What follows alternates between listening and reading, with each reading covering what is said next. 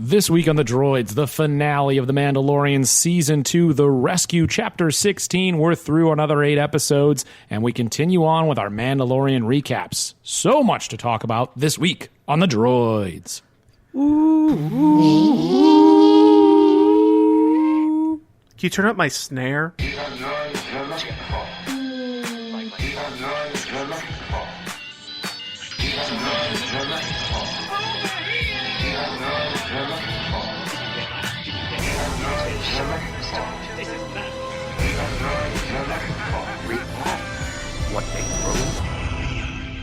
Welcome back to The Droids You're Looking For, a Star Wars podcast. Alongside Chris and Ryan, I am Mike, sad to not have Sam, but I have to say, if anybody is a skank in my scud pie, it's you two.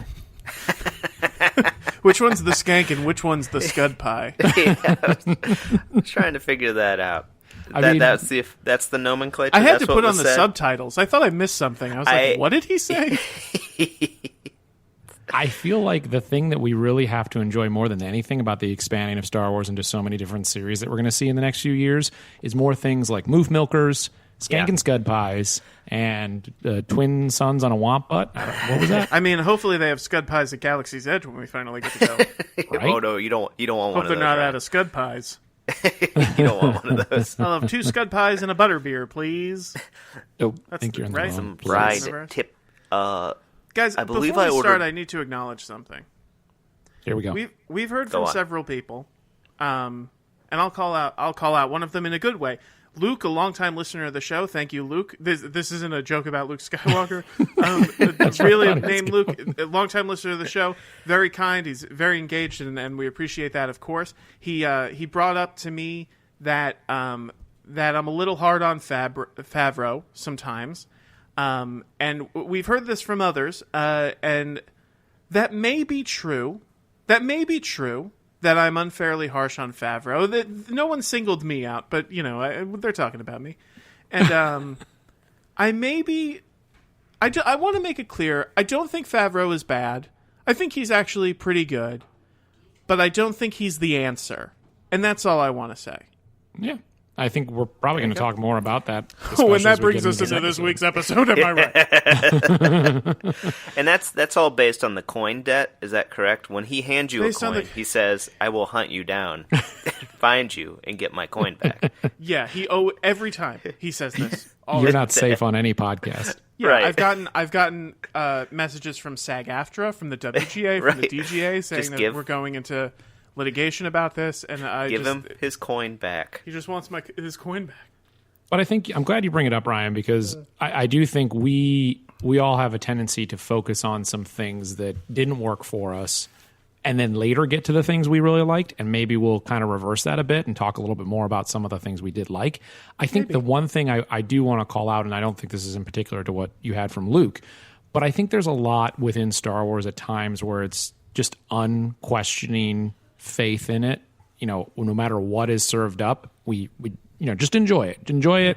You shouldn't say anything negative. Just have a great time. And I think everything's up for discussion. I think to really appreciate something, you consider its flaws. You talk about the issues that come up with it as well. And we'll talk about that in this finale. But there does seem to be a little bit, because there has been so much discontent within different factions of Star Wars fans. I totally understand why there's a group just being like, hey, can't we just talk about what we like? And I'm not talking about Luke. I'm talking about some other stuff I've seen on Twitter recently. Sure. And I think it kind of can wash away some of the nuance, and not only that in the conversation, but then in turn, maybe what some of the nuance that you would see in the show. And I guess I want to say is like, I don't feel like their approach should be, hey, keep your negativity to yourself. And again, I'm much more reacting to like some things that I've seen on Twitter than I am to a specific comment on our show. Yeah, no, we're always happy to take comments on our show, and it doesn't even necessarily mean that we'll change anything. It's just I do want to acknowledge that, like, we speak I speak for myself. I speak very hyperbolically sometimes, and it's like, I obviously don't think that like Favreau's a force for bad in the world, but and we'll get into it more at this episode. When it comes to Star Wars, I just don't think he's the answer. And to me, with Star Wars and like the negativity surrounding it or whatever, I think that there's we've talked about like a lot of like Last Jedi trolls, and that's like its own thing that exists in its own way. And then sometimes being a Star Wars fan is complaining about Star Wars. That's been part of being a Star Wars fan since 1977. That's the fandom, right? This is not the first time that this has come up. I mean, Ryan, you were a prequelist early on, and I think that was a rare Star Wars fan for quite a while. So you betcha. It's all part of the fandom. It's great for the discussion. If we all got on here and made it a love fest, I mean, that brings some good vibes. But I think it's fun to discuss what we liked, what we didn't like. I mean, there's always I think Star Wars always has the kind of the action figure effect with it of if I had those things in my hands, what would you do? And it's always it's never going to pan out to be exactly what you see on screen, but gosh darn it, maybe sometimes it's close. Well, right. With all of that said, whoever gave us a 1-star review on iTunes, I will find you and hunt you. Oh, that was me. Oh, did that happen? Yes, we have a new 1-star review. Oh. Hey man, I love a review though. Yeah, I'll take it. So it's not a written review; it's just a rating. Hey man, I'll take a rating. Hey, well, thanks for that. Maybe they got the scores inverse. What an own! What an own they did. Now we're here talking about them. Are they playing golf? They made it onto the pod. They're playing golf. Low score wins. Yeah, exactly. Yeah. Oh my God! Was it Donald Trump? Oh no! No. If you want to rate and review us on iTunes, hey, you know what I'm saying? If Donald Trump is listening to this podcast, stop listening. That's the only closed door policy we have. Yeah. Well, Donald Trump is usually about 8 years behind on some social trend or new technology, so there'll be a new Trump cast hosted by him in the next 6 months. Right. Yeah, and he'll claim he invented podcasts. Yeah, pretty much. We'll probably submit our podcast to it though. If you are not Donald Trump, rate and review us on iTunes. You know what? Leave us a bad review. We'll write it up though. But don't make it a thing. I don't want to make this a thing. We won't read it on the show. Oh, people give them bad reviews because they like it. No, don't do that. No, we did this say is like a Gabrus thing where you get to roast them. We did say we'd read any review on the show. True. That is true. Oh, it's all right if we said it. We're not committed. But does that count as reviews for other podcasts? Yeah. We'll read any review. You may remember from my episode 3. Any review. Our episode 3 episode, I read almost all of Roger Ebert's review on it. How can people do this stuff to us, Mike? Well, they can go to iTunes. They can rate and review us there. Of course, you can also find us on other podcast aggregators. Some of them have review options. Some of them don't. One of our really top listeners that we love had their Spotify Wrapped show I think 1,000 minutes of the droids they listened to, 25 plus episodes. That's amazing. Shout out to Gabe. Gabe is always Thank you, Gabe. Just the greatest person we know. Hey, Gabe. That's an official tip of the cat right there. It is an official tip of the cat. Gabe, your check's in the mail. Check cereal. Gabe may be one of the few who has a coveted Droids podcast sticker. And if you would like a Droids podcast sticker... I've seen those around town. Yeah, I have too. If you send us an email at droidspod@gmail.com, we'll get you one of those stickers. I believe, Rural Farm Boy, we still owe you one, so we'll get it to you, we promise. Yep. With all that in mind, you can also rate and review us there, obviously on iTunes, but Twitter, DroidsPod, Facebook, DroidsPod, Cast, and then Instagram, DroidsPod. Email us, droidspod@gmail.com. YouTube, DroidsPod, and check out that playthrough Fallen Order. You know what to do. Of course, we also now are on TikTok. DroidsPod. Yeah. And I promise, I haven't posted anything yet. I love this TikTok. I'm going to. Is this going to be like the Matt Damon thing? I'm never going to post anything. This is incredible. It's going to be like that, but bigger. I also want to give a quick plug, since we're doing plugs, to the Mean Book Club. I'm not. I one of the droids was there in representation. We read the book, The Christmas Shoes. They read books and have some funny, mean takes on them, like a book club, only meaner. It was a lot of fun, so I just wanted to shout out to them and check it out on iTunes or wherever podcasts are downloaded. Mean Book Club. They just started their new season. They had a droid on, and I'm just open invite here that we do a crossover episode when we read some of these Star Wars books. Chris, I listened. You were great on the show. That was more of a plug for their show on our show than you did for our show on their show. And I do want to send out a message to the Mean Book Club who is not listening that having Chris on does not fulfill your obligation to have all of the droids on. And I have been campaigning for almost 2 years privately to be on the show. Well, there is also a opportunity with the new High Republic book that will likely be a New York Times bestseller when it comes out in January. Right. Exactly. That could be a really good opportunity. There you go. So it could be, and it's one that they will inevitably miss. So look for that if you like a quarter of the droids. Quarter Get of some the more droids. of me The this Chris quarter. holiday season. Yeah. If you only like Chris, then you probably would like the Mean Book Club because they seem to only like Chris as well. Well, let's, now we're 11 minutes into this pod, I think we should talk about the episode that we just watched. And this finale, I loved what they did in the finale of season 1. I love the ideas of what they did in the finale here of season 2. There's a lot to really like in this. I feel like, we talked about that we want to spread around the positivity, the negativity. So why don't we start off just with, banner headlines of what were some of your favorite things about this episode. I think the one thing that maybe we can save is our discussion, and huge spoiler alert. I think anybody knows these recap episodes. We're going to be diving into the full episode. So if you have not watched the episode, just stop at this point. If you haven't been on social media because you've been avoiding everything, don't listen to this. I don't think you're here. That's a courtesy. That is a courtesy on courtesy there. Yeah. So we will talk about, big spoiler alert, Luke Skywalker coming to the Mandalorian at the end of this as we go. But to start things off, not only did I like the skank and the scud pie, I really enjoyed kind of everybody coming together and getting that mission planning where it was like, here's what we're going to do. Here's how we're going to infiltrate. It felt like the execution of showing how they did that in the episode maybe wasn't as strong as the actual planning because the planning was cool. But I also liked, as you talked about, Chris, the idea of what would you do with these toys? And having both Boba Fett and the Mandalorian walk in and having the two of them shot with one in the front of the frame, one blurred in the back of the frame, like side by side. I'm like, I feel like I did that with my toys when I was 8. And that's cool. I'm glad they're doing that. And so for them to get together and get, the foreshadowing of what we heard from the Mandalorians, from Bo-Katan, I liked all that setup. And I was really excited that they, seemed to have a plan. This is hard because I'm really trying to not say the things I didn't like as well. But I like that they were setting up this plan of attack, and it felt like it was great to see them come together and have also the moment at the beginning of what felt like a very relevant, topical conversation of the different point of view. Star Wars is always about a certain point of view. And the Imperial shuttle officer talking about the millions who died on the Death Star. Yeah.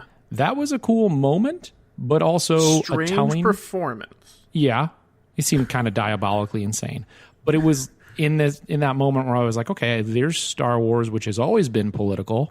To me, being a bit political again, maybe not having too much subversive things to say, but it felt like, oh yeah, I've seen that kind of talk from a different political side. Sure, and it was one of the first times I think canonically. Well, I can't speak for the EU, but in something this high profile that Imperial officer flat out referred to the rebels as terrorists. Yeah. Which was interesting. I'll go quickly because I think I'm gonna need some time on the back end. Well, I'd say that line reading though felt like he was channeling a certain president during the early days of the War on Terror. It was, his performance was odd. Yeah. It was just odd, but back to British stormtroop or pilots, British Imperial forces. He was also almost holding the gun against his own face. Weird. I was like, I don't think. Yeah. The one thing, Mike, I agree with everything that you said. I really enjoyed having, it's not insignificant that in a Star Wars movie, and this isn't where we should be, but it's where we are.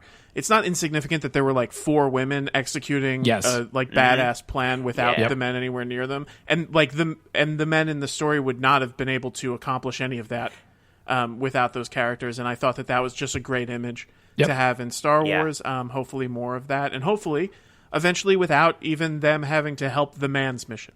Right. Yeah, it was.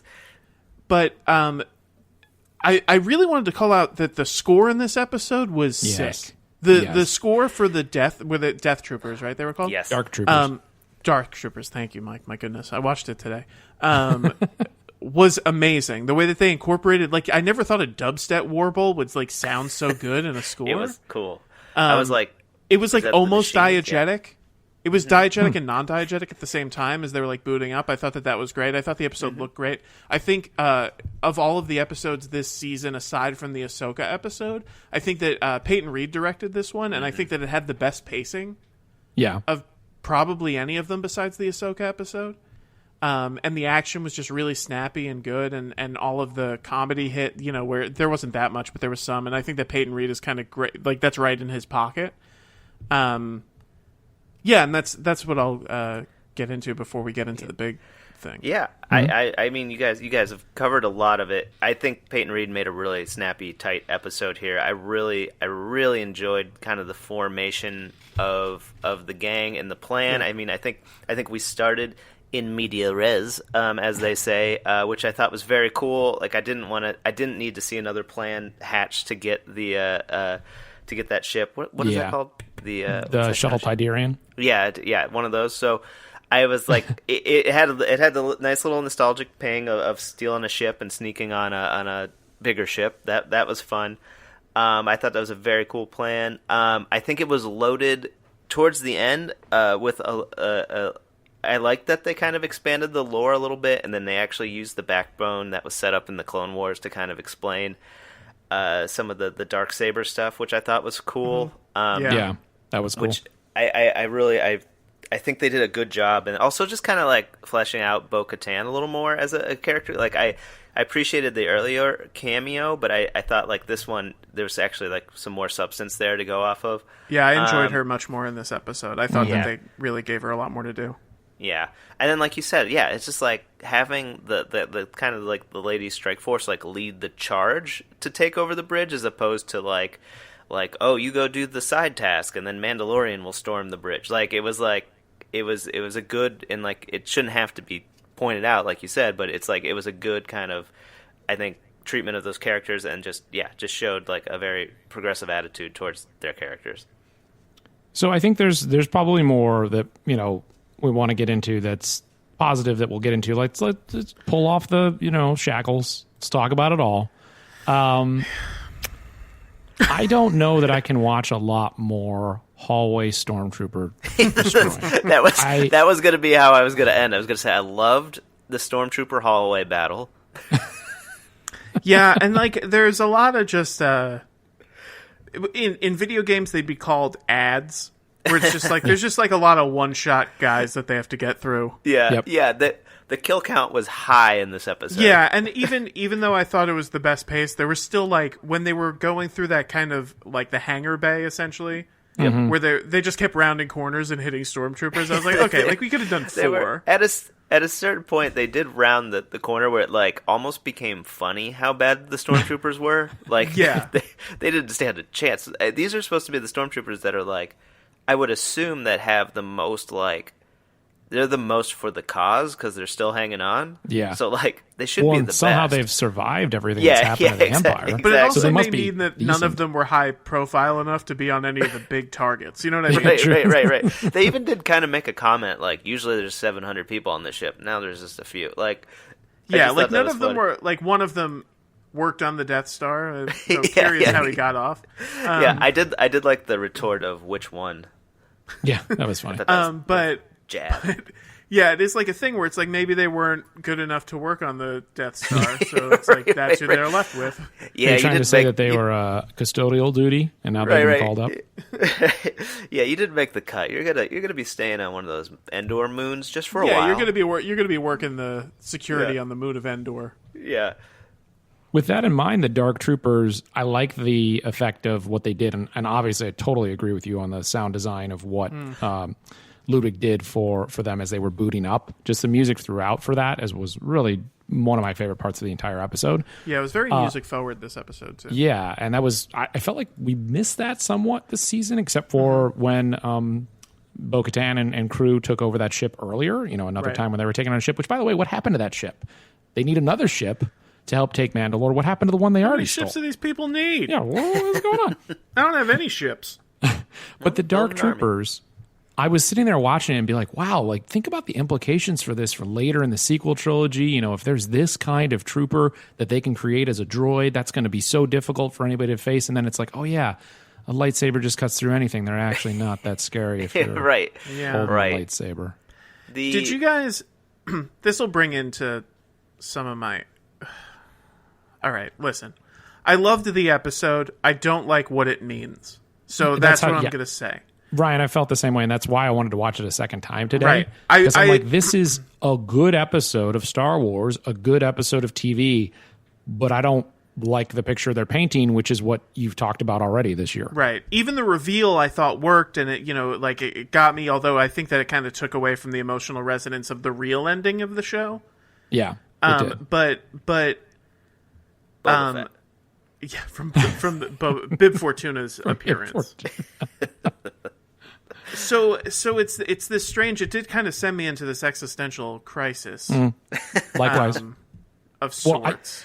I honestly, my reaction, Ryan, was, and I couldn't form this. I was trying to even write down my thoughts before we got into this podcast, but it was along the lines of I don't think Rian Johnson meant when he created The Last Jedi that this was going to be the last iteration of a true Jedi that we would see within Star Wars. Now, that being said, Ahsoka, what Filoni's going to do, certainly still representing the Jedi well. So that's why my thought is just a little scrambled there. But just in the sense of, this doesn't feel to me like a Jedi. This feels completely like, here's what I always wanted to see them do, is brutalize some things with a lightsaber. So there was a piece of me that I was like, it's cool that we're getting to see... I think on my first appearance on this show, I talked about Luke Skywalker at full force power. There's a piece of me that's like, cool, we've never really gotten to see him do that. And there was something cool and mysterious about seeing it on the security cameras and things like that. Yes. But if I was going to put into one thing that I feel... confirmed my fears that I had expressed a few episodes ago about what this means for Star Wars and the direction it's going. It's that if you pay attention, they were going to great pains throughout this entire season to have no one actually say the word midichlorian. Yep. They call it M-blood. They say there's something in his blood, but they refuse to call it midichlorians because they refuse to acknowledge that Star Wars kept going after 1983. And there's a piece of, aside from the Filoni stuff, which is, I think, I know this is a sweaty kind of point I'm making, but it's there's this piece of it that's listen, people didn't like the prequels. We're not going to talk about the prequels. People did like the Clone Wars and Rebels, so we will talk about that. Yeah. It's just one of those things where, and I love the Clone Wars, and I'm sure I will love Rebels as well. But the fact that they're doing that thing where they're having a conversation with the audience where it's don't worry, we're not going to call it midichlorians. We know you hate that. And you know what? I hate it too, kind of thing. It's that kind of thing where it's the author is kind of expressing, and I know that Favreau wrote this episode. I don't want to pick on Favreau, but Filoni has fully embraced the prequels in a big way, and I'm curious if that was kind of a conversation they had where he was just have him say it, man. And he was I can't. It's people hate that stuff. And it's But just don't you think it's larger than Favreau? I can't think it's Favreau. I think it's all the way up, that it's just let's kind of pretend that this stuff that people seem to hate, but only a specific sect of the fandom. It's just that that happens to be the reason I pick on Jon Favreau a lot is that he's kind of what I'm talking about, that it's this older white guy fan that's just yeah, my Star Wars ended in 1983 and that's what I'm gonna do. I think, and I not to cut you off. I mean, I think there is some of that. I don't know if I as a fan of both the word midichlorian and M-blood, I'd never picked up on that at all, and I don't know if I have that feeling necessarily. I think it's possible they're just elapsing time. I mean, there's a lot of Jedi knowledge that's been erased, and they might just know it as that. That's what I always think of. That's how I justify gaps between people not understanding what the Jedi are in the original trilogy versus the prequels, because they spent so much effort trying to erase the Jedi after the Clone Wars that like a lot of that knowledge is potentially lost, and we even see that kind of thing in The Last Jedi. Like, they don't mention midichlorians in the whole sequel trilogy, do they? I don't believe so. No. So to me, that's kind of just like a progression of the story. But I get that sentiment, though, and I think there is kind of a tailoring back to the original trilogy themes, even though at the beginning of this they were like, you're not going to see any Jedis, you're not going to see, like they kind of like turned that dial a little bit forward, and we're like, maybe you'll see some old stuff. I want to see like this kind of holistic view of the universe, you know what I mean? Like, it's like, we got to take all of it. Like, whether you liked it or not, this is the universe. It's like, I can't pretend that Rise of Skywalker didn't exist. It's like, what happened? So it's like... But it's so interesting. I am pretending.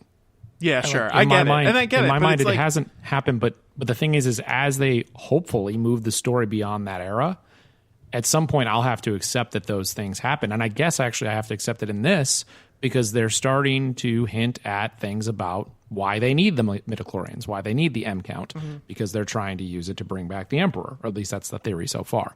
But it's like a thing. Like, if they don't know what the word midichlorian is, like, what is M count? Yeah. Well, right. I mean? Yeah, I mean, I think they just needed to, in that scene, if you said we needed his midichlorians, you wouldn't have known that, a lot of people would not have known that he got blood drawn. I guess. They wouldn't have known they took something from him. Yeah, I guess they could have said the midichlorians in his blood. Yeah, I guess I could have said that as well. And maybe I'm making too much of it. And, like, sure. I did enjoy the episode, and overall I enjoyed the season. So it's like one of those things where it's like, sometimes you have to help your friend get poop off their shoe. So it's like... you're nitpicking. I get it. Yeah, I mean, like, what else is there to talk about? But I don't... I think there is a little bit... The larger concern that you're talking about is totally valid. What is Star Wars... how small are we going to make this universe? Does everything need to go back to Luke? Does everything have to have a Skywalker? Also, like, the implications of this, I understand there's some time to pass, but it's like, did Grogu either get slaughtered at the temple or become the shortest Knight of Ren? That was my first thought, was like, oh no. Yeah, like, there he goes with Luke to die. I may have already tweeted that. I'm like, who were those dozen students he took to the training center? And there's time to pass, obviously. But I suspect we'll see Grogu fighting Thrawn with all the gang and the summation of all the series down the line. He's going to be a powerful little Jedi warrior that will probably become one with the Force. That all being said, I was still pretty amped, and my main kind of thought was that this was in Filoni's hands for a lot of it, and that to me is like, he's not treating this. He's treating this as his own throughout the series. I know it was written by Favreau and directed by Peyton Reed, but he's still behind this, and I that made me feel all the goods that you need to feel, and it also makes me feel like that's how he would have handled Luke. Like, this was just kind of like a cameo. We're not going to ever see Luke again in this series, or anything reference to him. Well, that can't be. They can't. I mean, was Grogu just going to get lost on the way, and Luke's gone? I was unclear after the credits. The Mandalorian might be over. I suspect that we're going to get a time jump, and what we're going to see is kind of the build up to get Thrawn. And I imagine we'll get a Grogu. Wait. Oh, sorry, Chris. Ryan's idea, the fact that the Book of Boba Fett is the Book of Boba Fett what the Mandalorian is now, or is it an additional thing? I think it's an additional. I think it's probably going to be a Disney Plus movie, is my guess. I don't know. It's coming out the same time as they announced the Mandalorian season 3. It's pretty funny. Very interesting theory. Yeah. So I suspect that was my read on it, because this is the end of the story, isn't it? Like, didn't that kind of read that way? Yeah, but I think they can't throw away everything they've built with all the credibility of Baby Yoda and start a new show. I think he's gone. I think Baby Yoda's done. I think Grogu, that was the last we see Grogu for a while, until he has his own series about him. Until 15 years from now, when they reboot Star Wars again and he shows up. I mean, I would believe that would be a bold move, though, is to remove Grogu from the equation right now. I don't think we're doing any of that. I think it'd be interesting, at least. I don't believe we're going to see him for a while. I'm inclined to agree with you. Okay, I'm going to say, as the one guy who predicted almost exactly what happened in this episode, or you did. Should I say, I turned in a goal and I said Mike said that was going to happen. Yeah, I thought that had the same thought. Now I have to say, it would have been so much better if they just used Sebastian Stan. Like, if you're not going to bring him in as a full character and have regular things happening, and just have Sebastian Stan do it, because that was not. not ready for prime time. It wasn't Rogue The One. first shot looked great. Yeah, and then after when that, he takes the hood off, it looked great. Like, I gasped. when he moved his head, it didn't. Yeah, and that's no, the VFX artists are doing great work. The technology is really tough. Oh, I'm not. I applaud them, and I actually I am one of the. I defend. I think Grand Moff Tarkin looks incredible in Rogue One. I love it. Yeah. I think it's an absolutely tremendous achievement what they did with him in that movie. They just clearly didn't have the time to do that for this. There were some lip sync problems. There were huge lip sync issues. It looked to me like someone was a ventriloquist using a dummy of Luke. Oh, I thought it looked pretty good, but again, I'm one to get fooled by that stuff. I thought I was genuinely impressed. Famously thought the children of Thanos were. I was like, wow, they did a really good job. I think it looked better than some of the previous tries at that kind of thing. I mean, it looked more real. It looked like he was standing there. I was surprised better. he took. This is what they have to do to get. I was surprised they took the hood down. I thought maybe we'd just get like a mouth. I was just kind of happy it wasn't old Mark Hamill. Oh God, right? like they just put his face on another body. I heard though that it was like that he was there. I'm sure. Oh really?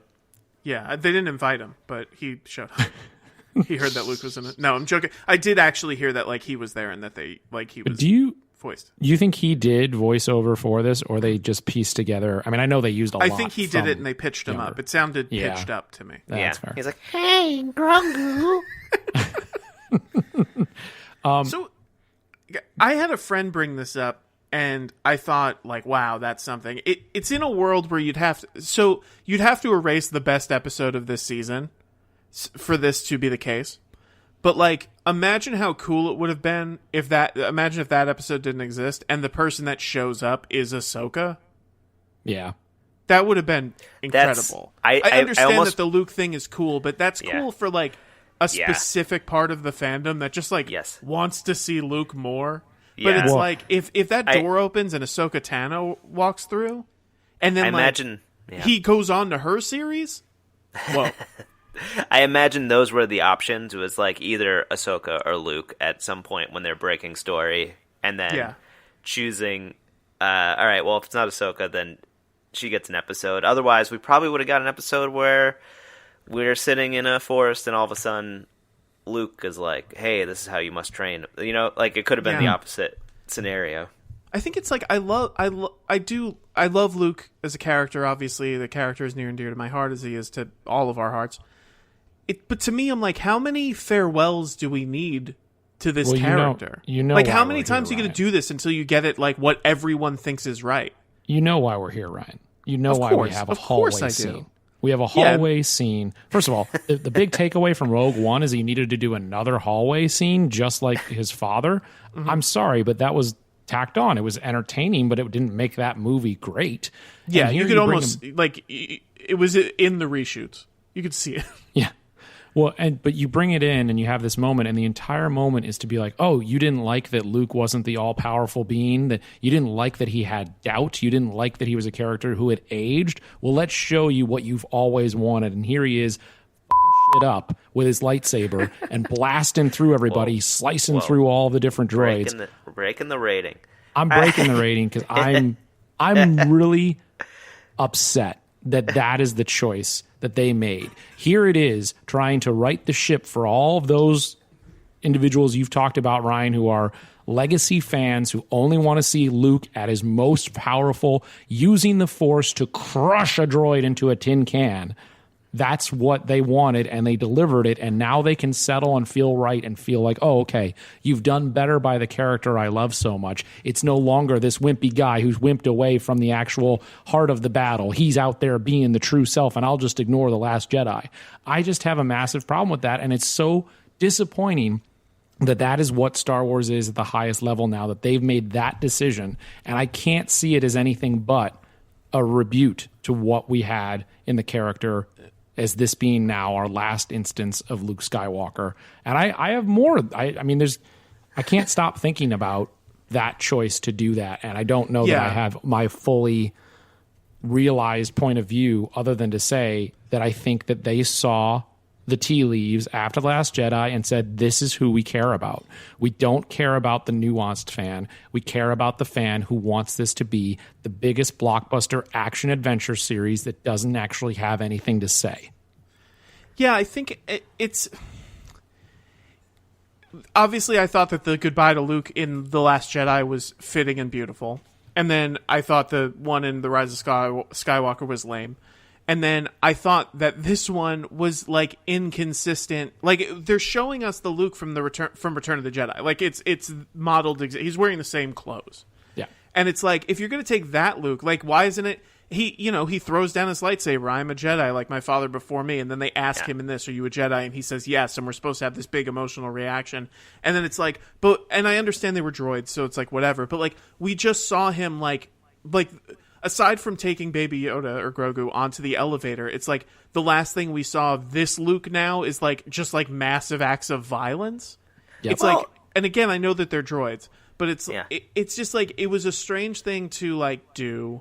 But I also understand that it's like maybe they want to have more adventures with him, even though he as a person does not exist anymore. Like that. We'll just get a fully CG Luke.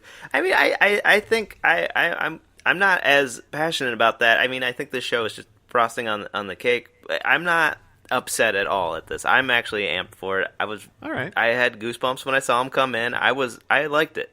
Well, I think it was cool. I didn't see it as a rebuke because it's not a rebuke to me. Like it doesn't like that's the one benefit of understanding things like The Last Jedi is like it doesn't have to be that kind of visual for me. I can see him come in and do this stuff because I know he is a powerful Jedi. And even in The Last Jedi, we saw a young Luke use his powers. Like, I think there is lore to it. It's a very small amount. I mean, he's hooded for the most part. We're seeing it through a CCTV. So they are still, they're not giving us a full, like, curtain open view of this. Like, and Grogu freaking loved it, watching it on that little screen. I totally agree with you, Chris. And as time goes on, what I'll see of this is a nice moment for a character that I love making appearance on this show. And it's cool that he can drop in because not every moment of a character's story has to be monumental. Right. We don't need it to be this huge dramatic moment. He can show up and that's fine.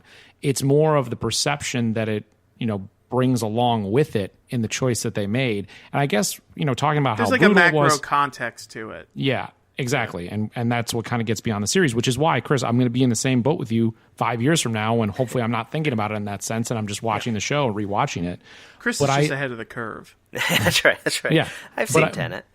But as Ryan said, the last thing we saw was him throwing away his lightsaber, and here he is with his lightsaber doing every violent thing he possibly can, again, against droids, but still, in my mind, Return of the Jedi, and I don't know that anybody... We've talked about this on the podcast before, but I don't know if this is the firm takeaway. But my takeaway was when he choked the two Gamorrean guards on his way into Jabba's palace. That was an example of him using too much of the dark side of the Force, that the dark side of the Force was invading who he was. And that when he was becoming more brutal and more violent unnecessarily in places where he didn't need to do it, that's what was drawing him closer to becoming more like Vader, to becoming more part of the dark side. And so for him, even though it was a droid, to show his power and to show what he's capable of in crushing droids with the Force felt much more dark side for a character that we had seen complete his journey and finish in the light in The Return of the Jedi, that I'm upset with that. But, I mean... To be fair, and I'm playing devil's advocate to both our arguments, is that, he does eventually get to the Force Awakens Last Jedi Luke, and it's like, maybe they're trying to show part of that journey. Yeah, I mean, they like he does continuous, we have said on this podcast, he's continuously struggling with the same the same things, and it's like he's not done. I think it's weird to use that, like, exact iconography, where it's like, he's literally wearing the same outfit. Like I would have liked to see like a different iteration of him in some way. Like, so it's weird to see like that exact version, literally, where they're using the same images to like paste it onto someone's face. So like that's strange. But now as you're saying it and I'm thinking about it, it's like, okay, like he wasn't completely done. But it's not like this gives him a lot of depth. It's just like this weird cameo. So it's like this strange... a cameo to come in and pick him up. I see what you're saying though. Like, yeah, I get the lasting image of him was that he chose the other foot, but I do think, I mean, the story is that there's tons of expanded universe books and mythos books where they go into the stories of Luke fighting lots of people and exploding lots of things and like being an action hero. So I think those tales are always there, and I'm sure that that's content that Filoni has a deep embedded in him as well as being part of Star Wars during that time period after Jedi and up to and after the prequel. So I feel like it. I think it's fine. I think it's fine to give us a little bit of Luke like this. I understand the apprehension that like, I don't think we're going to see much of Luke again because most of the generation that is liking Luke in this way, they're going to get older and they're going to be inundated with the other stuff, the Clone Wars, the other series, the Ahsoka series. Like I think this is going to be a kind of a dying breed of content in Star Wars, and then we're going to have a High Republic, which Luke's not even born, so we don't even have to worry. I just think I'm just going to say, because I have to sign off, but you guys should continue going. I don't have much problem with the story aspects of this, the actual like episode, what happened in the episode, Luke's presence at this point in the storyline. But like Mike said, it concerns me in terms of what this means for how Star Wars is being handled moving forward in a macro sense, in a macro like cultural sense. That's like where I take the most issue. If this is a part in like Luke's thing, like cool, and it's like I just said, if like this is like his journey to being the Luke that we know from Last Jedi and Force Awakens, like cool. It's just more that it seemed like they were giving like an olive branch where an olive branch need not be given. Yep. And that's and maybe I'm reading too much into it, but that's, what we're doing on the podcast. Well, Ryan, I know you're about to jump off, but I do want to say two quick things while you're still here. Sure. Because you bring it up, and it just makes me... I didn't think about it till you said it. The costuming here and what they decided to do, there's such an interesting video that I don't remember where it was shared from, and I wish I could give credit to, is that Luke's entire outfit in Return of the Jedi is buttoned up all black, making his way towards Vader, towards the dark side. The moment after he throws away his lightsaber and he's helping his father, his tunic opens, and there's gray, and there's lightness, and you see that he's made that choice, and they reflect it in the costuming in the movie. And for here to just do this rote same thing, pull what he looks like in Return of the Jedi, is almost ignoring what was the final version of this character, Return of the Jedi. And I agree with you. It if the character always lives on. There's always things that can be done. And I actually do love a great lightsaber battle. I love to watch it as well. But I want to see them find a way to where Luke is later. It just didn't seem like this moment was about that. Was about like, hey, the journey's never over. You're never done with the dark side. It's still going to come at you. It didn't feel like that's what they were doing with this. It felt like the Vader hallway scene in Rogue One where it's like, here's a cool thing you're going to like. He does button it back up when he watches his dad burn, though. But it's like, to use, like, literally, if you look at it, they're literally using the same the same pixels. I think that's probably just what they grabbed, like the screenshot. Well, They're probably all right, maybe it was the last minute choice. Thank you, Ryan, for your thoughts. As always, thank you guys. Enjoy. We love it, continue Ryan. on. Never stop. Yes, yes. Well, moving on from Luke, I think we can get into a little bit of the ending. I feel like the thing that I was a little disappointed with was the ending of Moff Gideon and that kind of. You think he's done? Well, I mean, I don't know if he's done for sure, but I feel like that was all a little fleeting. In the sense of like, all right, we need to collect his blood, and then he was just like, they kind of just spelled it out, and I was a little bit like, oh, that's what this was all about. Well, they did, but they didn't say specifically. He said, we just need that blood because it's so powerful. He didn't say what they were doing with it. He said they needed to start a new order. That's right. The new order, I guess we presume that it's probably to like build a Snoke clone or something. Was it restore order or new order? I think it was it restore? I can't remember. Or something with order though. Something with the first order. Yeah, exactly. He said the word order, which I thought that was a little cut and dry, but I think obviously, when he said you can have him go, like that was a that's not gonna happen. And then I thought they had a cool battle there.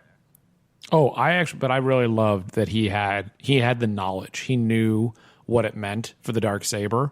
That if it was taken by the Mandalorian, that was one of my favorite bits of the episode. Yes, was that he was knowledgeable enough to be like, oh, I'm going to cause another problem for Bo-Katan by doing this, whether she's on the ship or not. And I think the choice is he knew even if he makes the deal with the Mandalorian, how's he getting off the ship? You know, is he going to walk to the TIE fighter without a problem? I guess he could because they were in the bridge, but it felt to me like he knew what he was doing because he's like, this is my best opportunity to get out of here and get what I want while I wait for the Dark Troopers to return. Yeah. So he became, I think it's kind of cool. He became less of this kind of menacing figure and more of just like another one of the kind of the scoundrels in this universe by doing that. He did seem so menacing though in his speech to the Mandalorian before they started fighting. I thought it was like, I love Giancarlo Esposito in this. Oh my gosh, he's great. He's so good. I do hope we see more of him. I hope maybe even if they've captured him, I hope he springs out of jail, so we get more.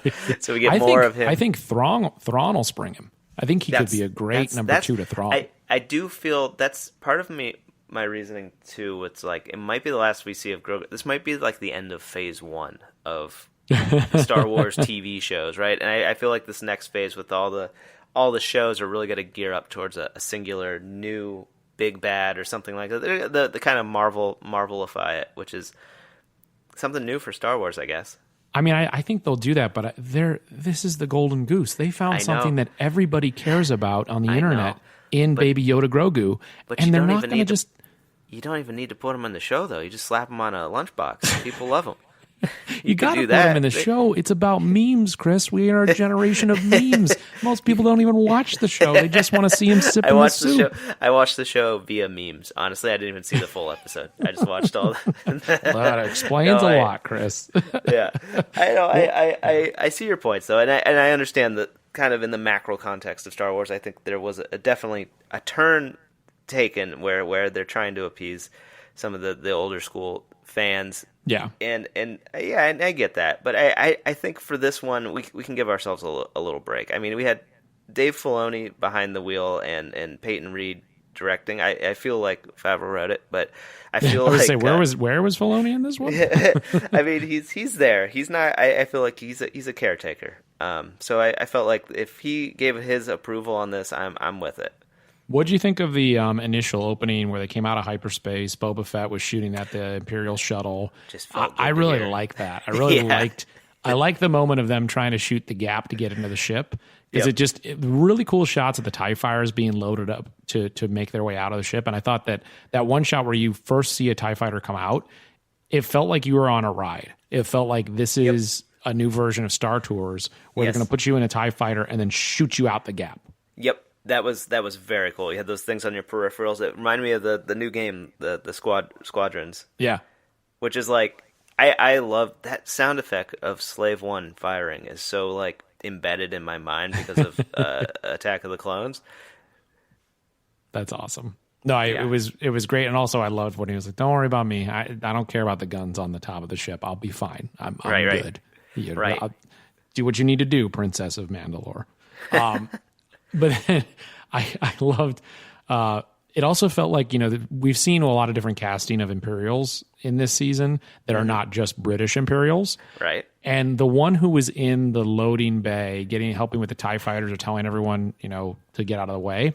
Yeah, it felt like I was like, oh man, I didn't know North Jersey was recruiting area for the Imperials. I was like, what's going on here? I mean, I had a similar thought. He just didn't look like you're like kind of buttoned up British officer. No, and I want that back. I want them all to be British officers. Right. Yeah, I mean, once we get the Domhnall Gleeson cameo in the next season. Oh, now you're talking. There you go. There we go. Bo-Katan, and you talked a little bit about it and how Katie Sackhoff was really good in this episode and the conundrum that she ran into of not being able to possess the Darksaber the way that she wanted to. Another great bit of writing in this. We talked about, obviously, Moff Gideon knowing that, but then seeing that whole scene play out and her knowing that she can't do anything. And I guess we never resolved that, correct? I mean, No, I feel like that is still on the table. Yeah. Which is it's a good setup, and it's also like good to kind of put those characters at odds a little bit. I feel like otherwise it's just like a super team, which is cool for the galaxy, but I think as a viewer you want a little bit of a conflict. Like if those people stay together, then I feel like galaxy's toast. Like they can just do whatever they want. Well, and it seems like the Mandalorian could potentially join them now and join them in the same facet that they treat Mandalore without wearing their helmets all the time, the way that he does. And I think that brings it maybe to the last part of our conversation here, Chris, is I felt like the season 1 finale had that emotional resonance with what IG-11 did and the choice that was made that I was so bought up into and made me emotional in that. And the scene with Grogu, the departure, the helmet coming off, had the same effect. Had the same. Yeah, it was beautifully done. Pedro Pascal has, it is a shame we can't see his face. I love what they do. But he had so much to show in the last 2 episodes, in the emotion that he conveyed with his eyes, with the looks on his face. And I think and hope this is the beginning of more of him without his helmet on, being that I think the series continues with The Mandalorian. I'm with you 100% on that. There's just like a warmness, and there was an actual kind of I teared up when I saw it. There's a actual like, I saw a connection. like I felt, because it was hard. They did a good job this season also kind of building up his kind of parental feelings towards Grogu. Like it was this kind of reluctancy, but towards these last 4 or 5 episodes here, like you've seen a real bond, and like, I'm going to do what it takes to get the kid. That's the priority, and not because we need to get him to a Jedi, but more so because like he cares about him. And to see his face at that moment, I agree. I was like, oh man, I wish we had more of these scenes. But I think they did it the right dose in just like looking at Grogu's eyes. And then my favorite part though is then, and this I felt like it's a good Peyton Reed timing, is like he sets him down and then Mando looks down and he's like on his leg. That was wonderful. That actually like, probably made me break up more than anything. Just the idea that Grogu can't go away, can't leave him. Exactly. So I think it was a fitting end. I know the Luke reveal is could be a little divisive and divisive, but I think ultimately Grogu's leaving, no matter how it was, I think was handled really well. I do too, but I think we'll see him very shortly in next season. And I think it'll be, I mean, look at it this way. They could do a time jump. I mean, a time jump could get him much more, get him training. I wonder, are we in our way to instead of Teen Groot, Teen Baby Yoda? I was just going to say, Grogu. They'll give him the Groot treatment. Let's see Teen Yoda. I think that could be an interesting choice for them. We have to give a little bit of time here to our buddy Sam. Sam, we're sad that you're not on the episode. We want to quickly go through your thoughts that you shared with us. Again, these are Sam's thoughts, and I mean, they're great thoughts. I'm not saying they're anything but that, but just as I say them out loud. Sam shared, if they're going to expand and make this show about Mandalorians, plural, they need to up the ante on jetpack action sequences. Totally agree. Yeah. Giancarlo Esposito should be in 400% more episodes of the show than he is in. Absolutely. We both kind of seem to agree with that. Girl Squad was cool, more hallway shooting, but better shot and more fun than before. Definitely. It did feel, we were talking about the hallway, it did feel better than other hallway. There was less cover in this hallway. Yeah. But they still used every ounce of cover they could. There was like a little ridge that she was standing behind. Yeah, and like that, the Mandalorian did the same when he saw a couple of troopers coming by him before he made it to the Dark Troopers holding cell. They need to fix those hallways. Sam says Jon Favreau has literally only ever seen the Star Wars he's been in as a voice actor, hasn't he? I believe it. That and maybe Empire Strikes Back. Yeah, I also agree with that. Speaking of his next thing where he says, Christ, does Favreau have a very excited feeling for Boba Fett? Not going to say that exactly, Sam, even though I said F word on this show this time. Darksaber lore was rad. I'm down for more Katie Sackhoff. Yeah. All agreed with you on that. Oh, Luke, oh boy, let you guys take this one. He didn't go deeper on Luke, but let's hear. it. We'll maybe see more. His other thoughts: Slave One action was cool, and if they're going to make Fennec Shand a thing, I'll stand that. Ming Na Wen is dope, true, and she's going to be part of the Bad Batch, and she's going to voice the character in the Bad Batch. He's dying to hear what we said, and then his other thought is overall season 2 higher highs than season 1 for me, but I'm worried about some of their expansion backward into the stuff we've already seen, like Boba Fett and Luke, and that's kind of Sam's thoughts, which brings us to the postscript following episode credits scene. Also, Sam here posted, now he's just sending goofy pictures, one of James Bond, Batman, and Boba Fett all holding hands running around a beach. So that's great. Did he went out and hired some models to do that and took that photo himself? Exactly. I believe it. So, what brings us to Boba Fett. And Chris, you said that there was a post-credit scenes in season 1 of The Mandalorian? Was there or something? I feel like I missed the Darksaber reveal in season 1. Was it post-credit or was it? No, it's before the credits. But I went back and watched, and I was like, twice I scrolled through the end of the credits. I'm like, what is Chris talking about? I sent you on a goose chase. You did. But this time you were right. Because we had Tatooine, Jabba's palace, Bib Fortuna. Oh, Bib saw the opening. Jabba was gone. His boss wasn't there, and he was going to fill those, what do I say, slothness? Slug leg. I love the idea of any character just like literally sitting in the same chair, like the same position, almost looking like dressing the same as Jabba, and then doing the same stuff. Like that guy was so creepy as a kid too. I hated him so much. I know. I wonder who the actor was who played him in this. I wonder if it's the same actor. I would be surprised if it was. I mean, didn't they do something with the Twi'lek not too long ago where it was the same actor? Possibly. Or am I thinking of the special editions from like a long time ago? I think you might have been a while back. But anyway, so we have Fennec Shand come down, take out, well, actually not take out, but just see Bib Fortuna. And then Boba Fett takes out Bib Fortuna and takes over what we would now almost consider like the throne of Tatooine, because we assume that maybe Bib Fortuna has been running the crime syndicate. Right. And is Boba Fett going to do the same? Leading to the Book of Boba Fett coming in December 2021. Yeah. I know, Chris, you felt like maybe this is just taking the place of The Mandalorian. I don't think it is. No, I think that was Ryan's thought. Yeah, I don't know what this is. I think they saved it as a spoiler outside of that investment call so that we wouldn't get anything spoiled. Well, now it's the 11th Star Wars series, I would guess. It's pretty wild. I really thought Boba Fett was going to die in this. I did too. I thought that we were going to get Slave One passed over the Mandalorian. Did not happen. No. How excited are you for the idea of a Boba Fett series? I guess to me, I keep on wondering whether or not they did a costume test with him in the normal Boba Fett costume. And they're like, from the waist down, it just wasn't looking right. So we're going to have you wear a tunic. Yeah. Because I don't love the look of Boba Fett right now. The fact that it's called, I agree with you. It's kind of odd. It's like something's just a little off at the moment. But I think I wonder if it's going to be. I'm always a fan of these like idea of like a retrospective series. I've mentioned it with Lando. They mentioned it with Han Solo. Where like I wonder if it's going to be him telling a tale, and then we're going to see like some Clone Wars action, and we'll go back. That would be great because I want to see. Please go back and show him in his prime. Yes, because there's a lot. I feel like the fact that it's called the Book of Boba Fett, we might see some of those things. Ooh, very good point, Chris. I love that. So that's a hot and fresh I can get. There you go, hot and fresh. He's just going to be a storyteller sitting on the chair, which I think would be fun. Depending on what it is, maybe it's animated. Who knows what it is? Boy, that sure was a great story, Grandpa.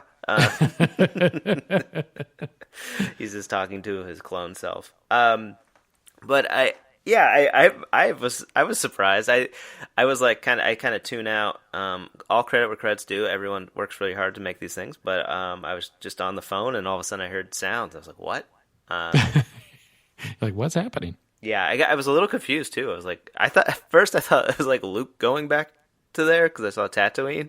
Oh yeah, so I was like, what? I actually did. I thought that too. Yeah. Yeah, I was like, what? He like lives in Jabba's palace.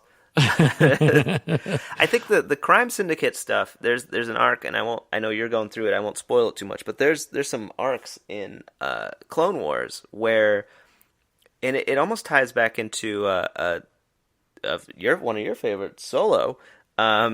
to these kind of the crime syndicates and the crime families, and I can kind of see what they were trying to go for there, and I think if they can hold on to that thread a little bit, it could be some interesting Star Wars territory, especially if we kind of move into things like Conja Club, like all these like rival crime Crimson syndicates. Dawn. I think, yeah, like I think there's a lot of good material there, which could probably cater to like the more adult Star Wars fan. Yeah. Especially we get into like the underworld stuff. But I think maybe that's kind of what we're looking at there. Like Boba Fett rules one of these crime syndicates. That could be cool. I mean, it always begs the question of like, how dark are they going to get? Right. Because once you start going into the main focus of your show is a crime syndicate. Yeah. Is this the anti-hero Star Wars? Right. Yeah. And I don't want that. Yeah. I mean, I'm fascinated by it, but it Star Wars is a brand, and the way that they always think of Star Wars is more of what we've continued to see, rather than like, hey, it's going to be straight comedy. It's always action, drama, fantasy, comedy, all in one. And that's why I feel like they made the shifts that they did with some of the directors and the writers they had in some of these other movies, because it didn't feel Star Wars enough. Like Rogue One was supposed to be a war movie, and I think they then came in and rewrote bits of it to have some more comedic relief with K2SO and other choices they made and redid it. More, Yeah, I agree. I feel like with these series, they're just throwing like 11 at the wall, and then maybe we're going to end up with 3 of them by the end of it. Like, I don't... Yeah. I can't... Well, it feels overwhelming. I mean, I'm all for it, but there's so many. And then they just like they literally shot a teaser for the next one. Yeah. Well, but that's kind of the thing, is that I feel like prior to Disney Plus and prior to the world we're now in, where everything has shifted from theaters to let's do everything we can for our streaming services, I would have said, oh yeah, they're announcing all these things, but I won't believe any of it until they're actually available and shot, until they say, hey, production is wrapped, we're ready to go, Obi-Wan's coming out. Yeah. I now think that every one of these will be made because they have to fill so much content on this streaming service and continue to give people reason to spend what will eventually become $10, $14 a month, because right now they're just up the price by $1. But they are looking at the business model of, it's not necessarily about that we have the biggest movie. It's about, do we have something new all the time? Do we have new Marvel? Do we have new Star Wars? And we need to have, what did they announce? 25 new things. So that's half the year where they'd have a new show each week. Yeah. And then you throw in other movies. Like they're trying to get to the point where they, like Netflix, have something new every Friday for you to watch. It's going to be a battle. I mean, our feelings now in this one series that was released for the part of 2 years. Imagine all of the threading of the needle we're going to have to figure out our feelings on coming up with all these series. Can you imagine, though, where it's going to be like, there'll be 2 months at the beginning of the year, there'll be one Star Wars show, there'll be like a month break, and there'll be another 2 months that's another Star Wars show. You're going to have so much in each year. And I'm excited about the animated stuff. Don't get me wrong. The animated stuff is going to be cool, but I think the animated stuff is probably more for us than it is for the broader audience. Right. But the live action things that they're doing. The live action thing, it's hard to, you just want more of that. Yeah. Well, and we don't know what Acolyte will be. Ahsoka, we know a little bit of what it'll be. Rangers, the New Republic, and then Book of Boba Fett. And what was the other one that I'm forgetting? Lando. Visions. There's Lando, and then there's Visions. Visions and Droid Story to me are going to be the ones where it's like, hey, we're interested, or it's a kid-directed show, which is fine. I actually kind of prefer. I wish that Star Wars at times was a little bit more kid-centric than it's becoming. Yeah, they shot a guy in the head in this episode. Well, yeah, exactly. That was what I was thinking. At one point, the Mandalorian takes the Beskar pipe and uses it to pop off. I mean, not pop off, but crush the head of a stormtrooper. Also, I'm forgetting about the Cassian Andor series. Yes, Cassian Andor, which I'm sure will be also violent, because in Rogue One he was pretty pretty violent. And I don't mind it not being for kids. I'm just saying, like, those between Mandalorian, Andor, Obi-Wan, Rangers, Ahsoka, and Lando and Acolyte, those will be the ones where everybody, they make a bigger splash. And because unfortunately, a lot of people don't care about animation. I'm actually very excited about the Bad Batch. Yeah. But Visions, Bad Batch, and a Droid Story are going to have a more niche audience than front and center. Absolutely. It commands a different audience for sure. Like the whole fam gathers around for the live action show.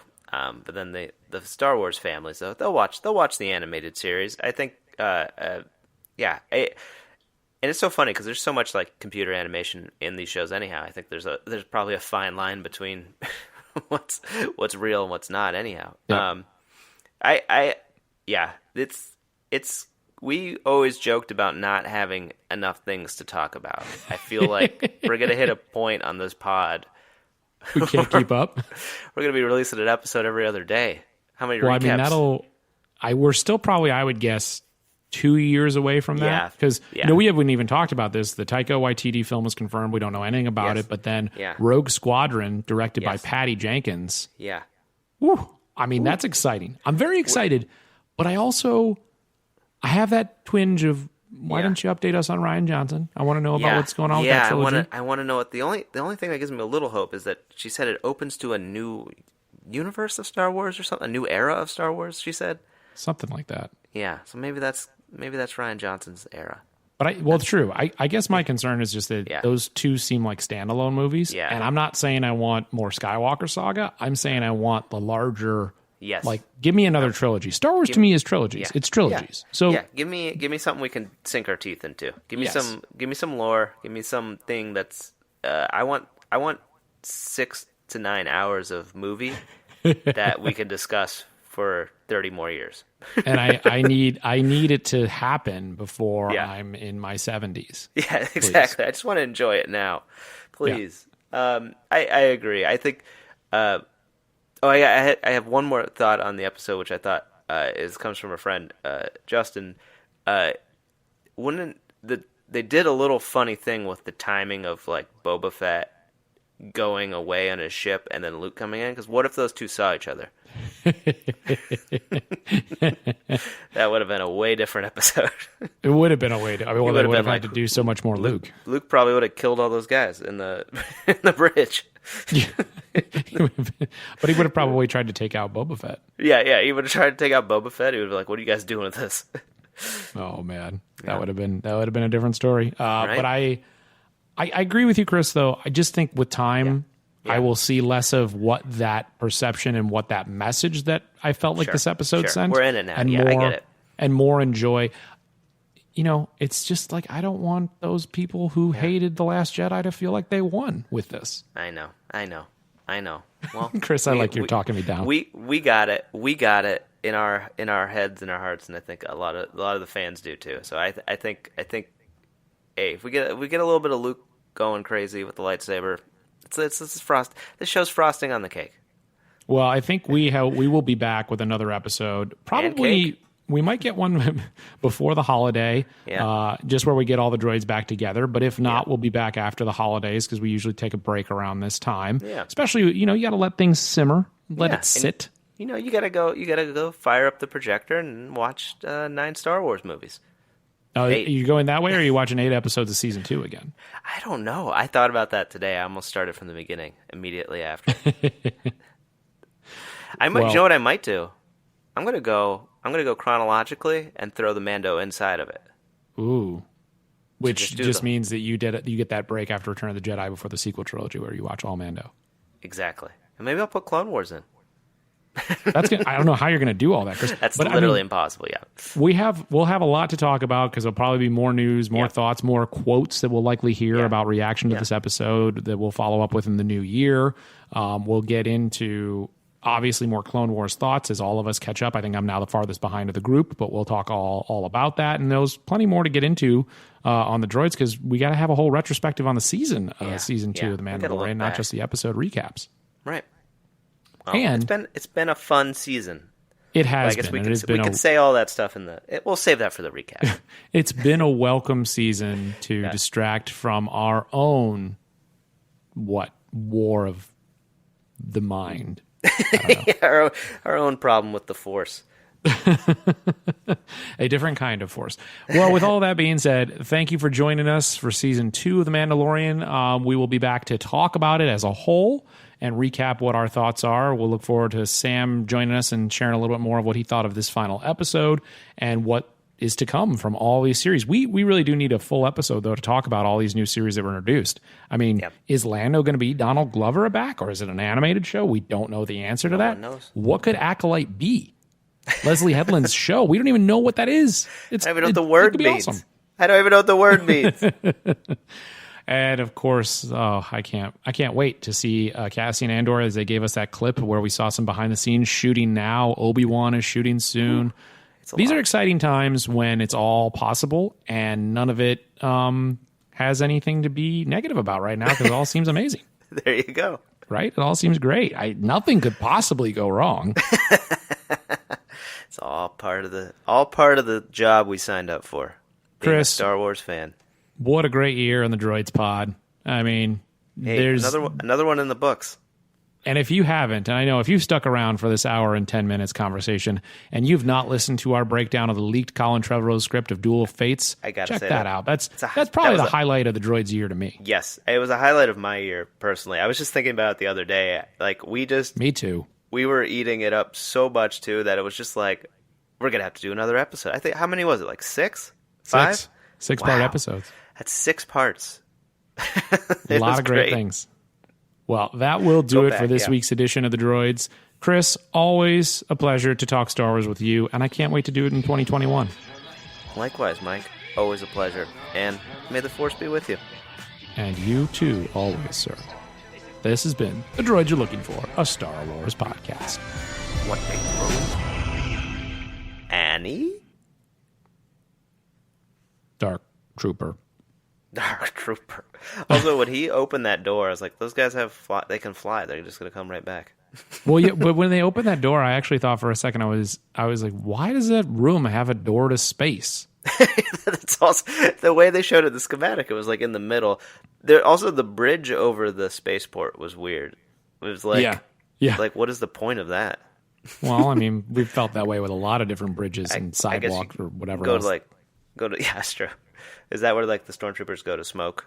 That's what I thought. They take off their helmets and they smoke. Yeah, it's a little outdoor area. Hey folks, we just want to take a moment to remember the life of Jeremy Bullock. For Star Wars fans, we know him as Boba Fett. He just passed away recently at the age of 75, so he's been a huge part of the Star Wars community and fandom, fan favorite character, fan favorite actor. He will be sadly missed. He's the original Mandalorian. He kind of introduced everyone to that world. His movements, his likeness inside that suit will be recognized for many generations to come. So the Force will be with you always, Jeremy.